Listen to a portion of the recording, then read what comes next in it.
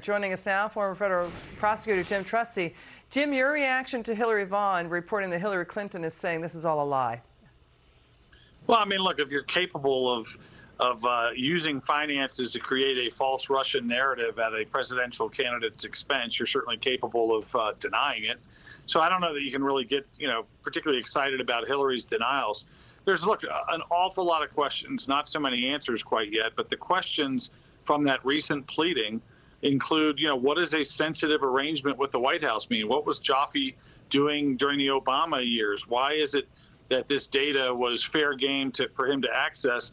And then also keep in mind the context that it was an unsuccessful technological link between Trump and the Russians that Sussman apparently tried to say was a smoking gun. So there's a lot of open questions. I don't think we can completely rush to judgment on any of this stuff quite yet, but it's very interesting. Isn't it an issue White House communications and computers are not secure?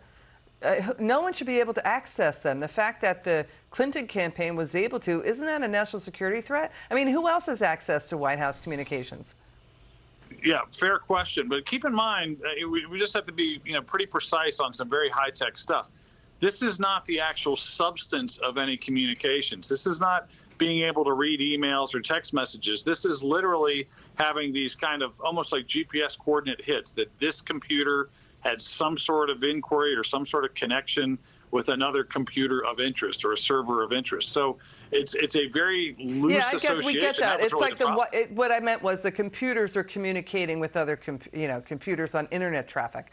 But the issue too is that the Clinton surveillance, and by the way, the Clinton campaign brought this information to the CIA. The CIA has no business engaging in domestic investigations, right, involving a U.S. citizen. I guess. I mean, it's really and the FBI also got it too. See, the FBI concluded in 2017 there were no links between Trump and Alpha Bank in Trump organization in February 2017, but they kept going. So, Jim, is this computer surveillance by the Clinton campaign bigger than realized? Because there's a mysterious line in the Durham probe indictments. A computer researcher Hillary campaign had funded, the team had funded, says he had a, quote, observation of a government inspector general at an unnamed government agency. And that computer was talking to a foreign country. So what is that about? Is this even bigger than we may realize? Yeah. I mean, look, it's fascinating, right? It's high tech. It's not necessarily conclusive in terms of the things that are out there right now.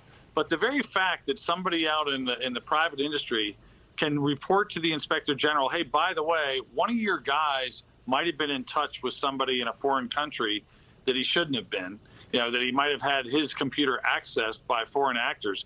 It's horrifying. I mean, it's kind of the low-grade technological warfare that's going on, right in front of us in plain sight day after day, but with very political motivation. So, again, I have to take a little bit of a wait and see, but there are some serious issues that are being raised by these recent pleadings by Durham. I know they're under attack by Sussman's attorneys. They're claiming they're gratuitous and they're not accurate.